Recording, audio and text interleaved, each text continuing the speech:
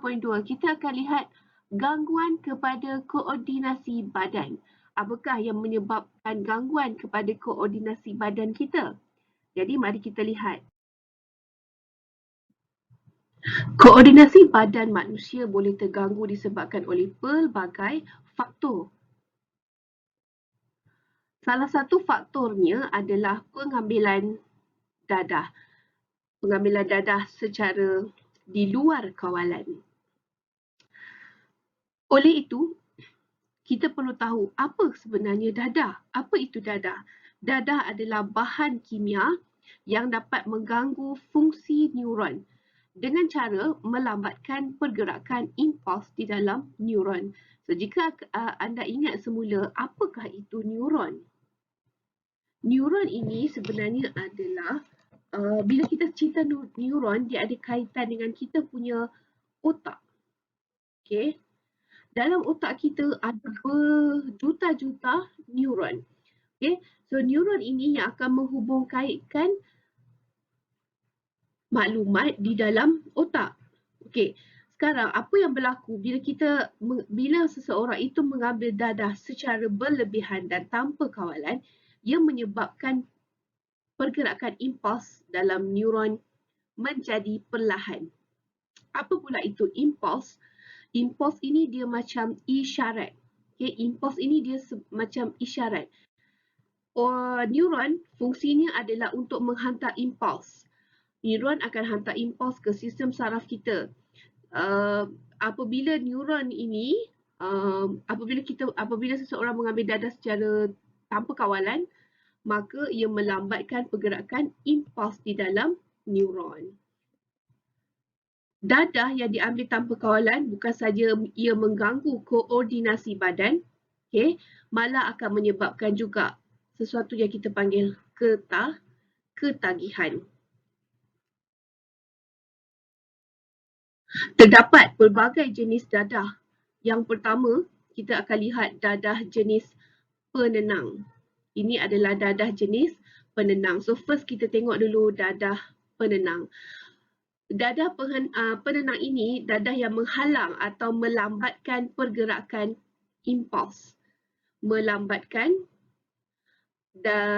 pergerakan impuls dalam koordinasi badan. Pengguna atau orang yang mengambil dadah jenis penenang ini biasanya akan rasa mengantuk dan kurang cemas. Dan ia juga bergantung kepada dos yang diambil. Kesannya juga bergantung kepada berapa banyak dos yang diambil. Jadi orang yang mengambil dadah jenis penenang ini dia kurang cemas. Bermaksud jika rumahnya terbakar, dia dalam keadaan yang khayal disebabkan oleh dadah penenang, dia tidak peka dengan keadaan itu. Okay. Kalau orang yang normal dia peka lah, oh rumah terbakar, dia mesti akan cuba selamatkan diri. Namun bagi mereka yang mengambil dadah jenis penenang, mereka kurang cemas dalam situasi tersebut. Apakah contoh dadah jenis penenang?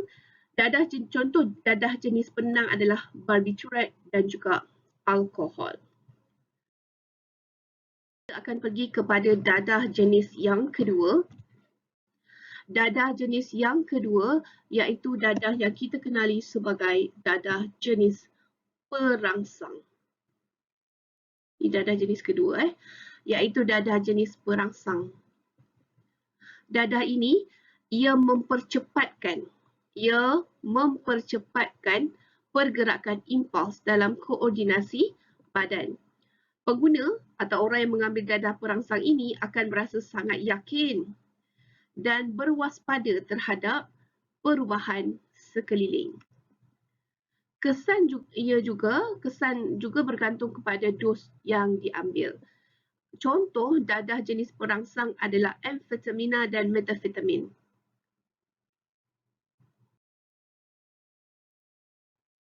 Jenis dadah yang ketiga adalah inhalant. Dadah jenis inhalant adalah bahan kimia yang boleh disedut melalui pernafasan. Okay. Bila anda melihat seseorang itu dia mengambil dadah secara pernafasan, dia sedut, dia bukan makan. Ada dadah dalam bentuk pil seperti penenang tadi. Tapi dadah jenis inhalant disedut. Okay. dan ia masuk menerusi sistem pernafasan. Dan dadah ini menyebabkan halusinasi, iaitu khayal. Seseorang itu akan berhayal, berhalusinasi. Kesannya, dadah ini boleh merosakkan otak, paru-paru dan juga ginjal. Contoh dadah bagi jenis inhalant adalah pelarut dan juga bahan gas. Okey, kita beralih seterusnya kepada dadah, jenis dadah yang keempat. Kita panggil sebagai halusinogen. Dadah jenis ini, ia mengubah laluan impuls di dalam otak manusia. Jadi, ia akan menyebabkan seseorang itu dalam khayal dan ia boleh menjejaskan persepsi. Dan selain itu, ia juga menjejaskan koordinasi otot manusia. Oleh itu, bila seseorang mengambil dadah jenis halusinogen, ia akan menyebabkan ia sering terdengar suara-suara halus dan sering melihat objek yang tidak wujud sebab ia berada dalam keadaan berhalusinasi. Antara contoh dadah jenis halusinogen adalah ketamin dan LSD.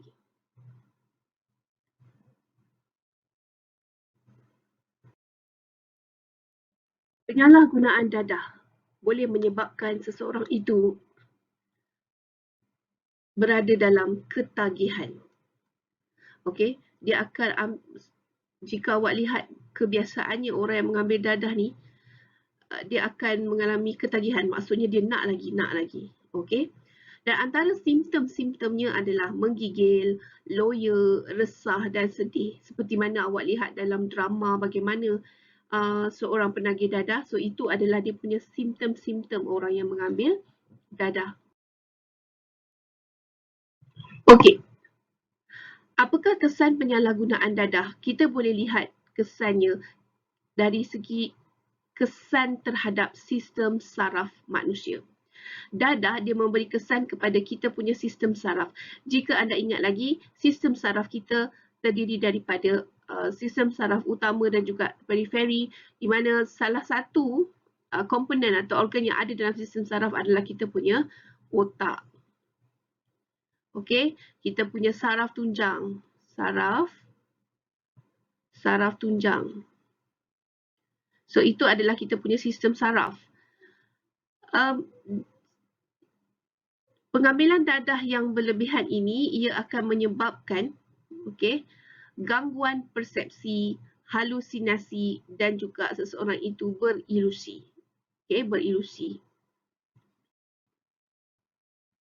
Seperti mana yang kita tahu, ada dadah yang jenis boleh merangsang seseorang, ada juga dadah yang boleh melambatkan pergerakan seseorang.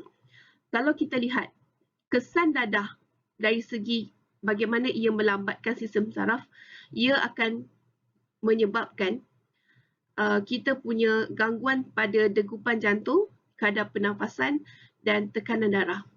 Bila kita mengambil dadah yang jenis ini, lambat, pergerakannya menjadi lambat, dia lambat terhadap sebarang rangsangan, rasa mengantuk dan koordinasi otot yang lemah.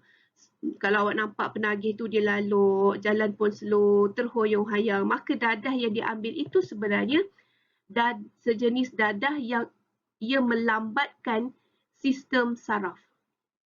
Ia melambatkan sistem saraf. Kalau seseorang itu boleh juga ia mengambil dadah sebab dia nak lebih bertenaga. Dia nak lebih aktif. Dia nak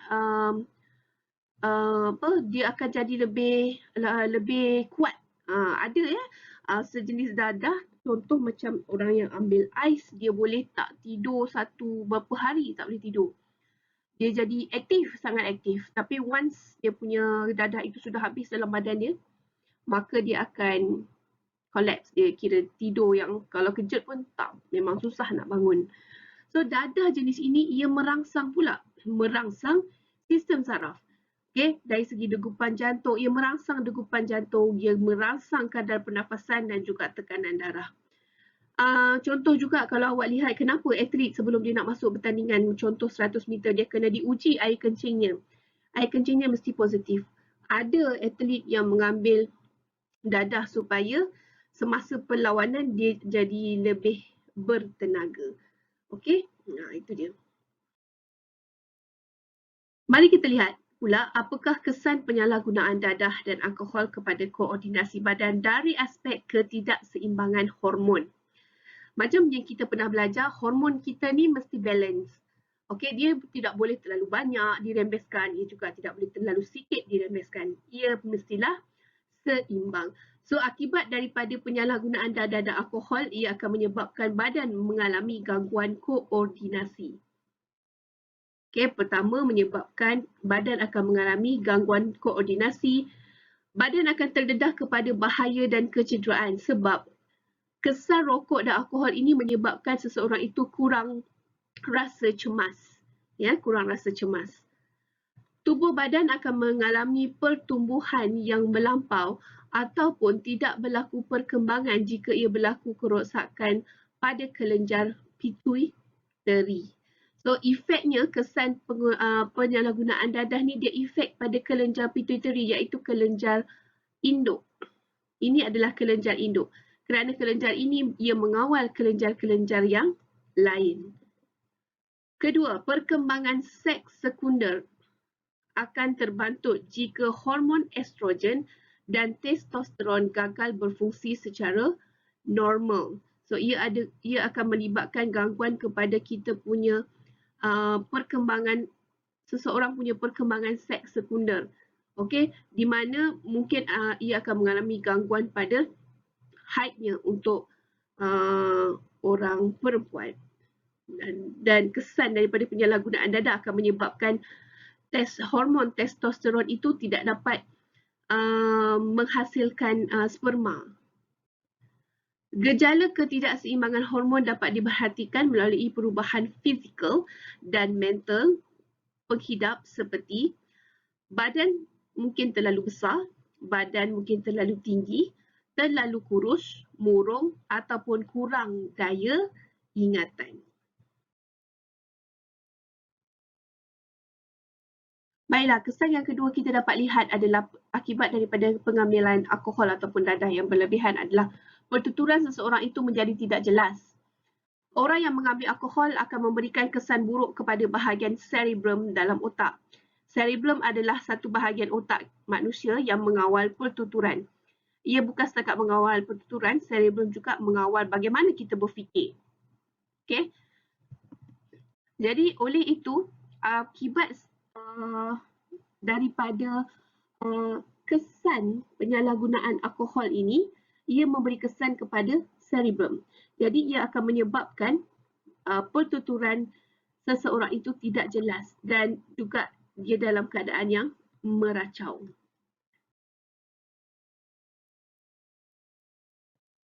Yang ketiga, kesan daripada penyalahgunaan dadah dan alkohol akan menyebabkan tindakan refleks yang lambat. Tindakan refleks ini adalah satu tindakan yang spontaneous, maksudnya berlaku secara spontan. So, bahan kimia psikoaktif yang terdapat dalam dadah dan juga etanol ni alkohol ya, salah satu contoh alkohol, ia akan melambatkan gerak balas sistem saraf terhadap rangsangan. Bahan kimia ini berada di antara neuron eferen dan dengan neuron interneuron. Pergerakan impuls akan terhalang dan akan melambatkan proses penghantaran maklumat ke otak. So, macam kita tahu, dadah dengan alkohol ni dia menyebabkan gangguan kepada kita punya neuron. So, neuron ni dalam sistem saraf kita, dan bila neuron ni fungsinya hantar impuls. Dan disebabkan oleh gangguan adanya bahan kimia dalam dadah dengan alkohol ini, dia menyebabkan penghantaran impuls itu jadi perlahan. Jadi, pergerakan impuls akan terhalang dan akan melambatkan proses penghantaran maklumat ke otak itu lambat. So, dia lambat. Orang yang penagih ni dia tidak peka pun pada keadaan kecemasan. Dia tak boleh nak relate, oh tengah terbakar ni. dia tak tahu nak lari ke apa. Dia dalam dunia dia, dalam khayalan dia. So dia tak tahu. Sebab apa? Sebab penghantaran maklumat ke otak dia tu lambat. So tindakan refleksi akan jadi lambatlah. Okay. Hal ini dapat diperhatikan pada penagih dadah dan mereka yang minum alkohol secara berlebihan.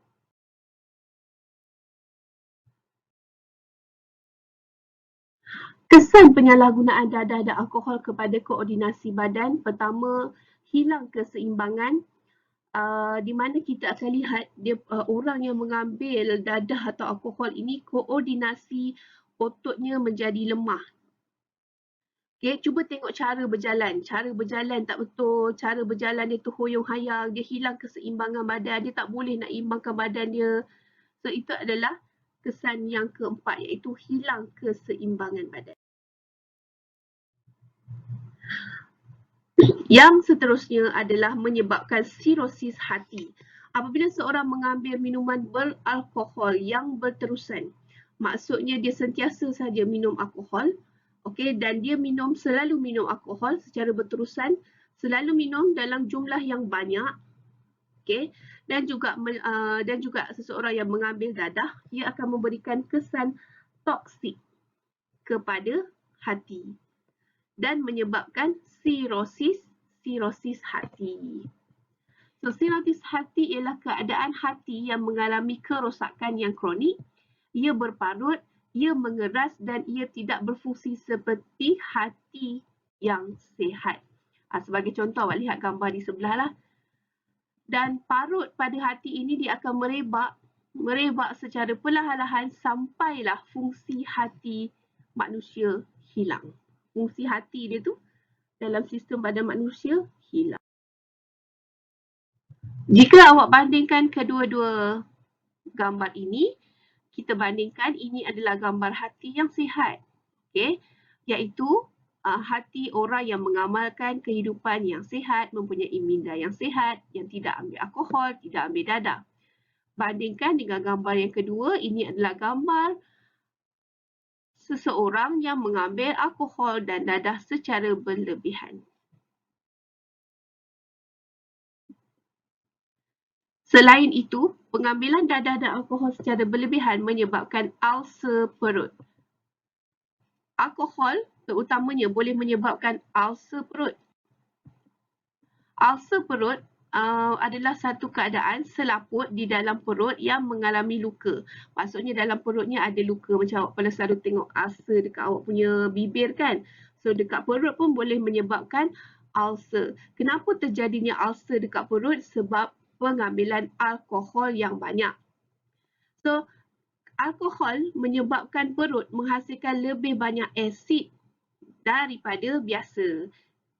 Dan disebabkan oleh lebihan asid inilah akan mengakibatkan iritasi dan juga radang pada selaput di dalam perut.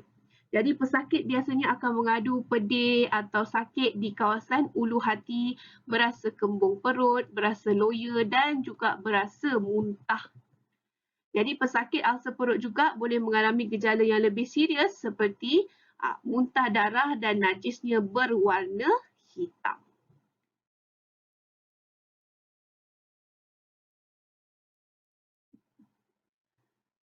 Seterusnya, kesan daripada penyalahgunaan dadah dan alkohol menyebabkan satu tindakan atau perlakuan yang ganas.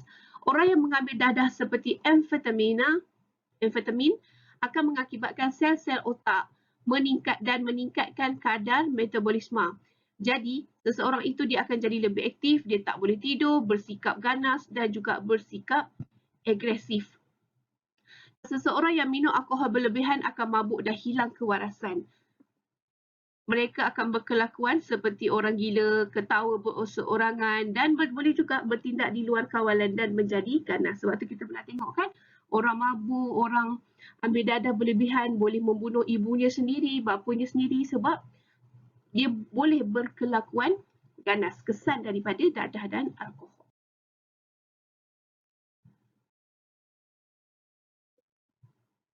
Berkesan seterusnya adalah seseorang akan berhalusinasi. Dadah seperti ganja, ia boleh mengganggu fungsi otak. Ya, jadi dia akan menyebabkan persepsi seseorang pengguna itu berubah dan ia menyebabkan seseorang itu berhalusinasi, berkhayal lah. Okay? Paranoid adalah perasaan yang takut, sangat takut, semua takut. Takut yang melampau atau perasaan syak wasangka dan takut terhadap orang lain. Dan juga ia boleh menyebabkan apabila seseorang itu berhalusinasi, ia menyebabkan seseorang itu menjadi lebih agresif terhadap orang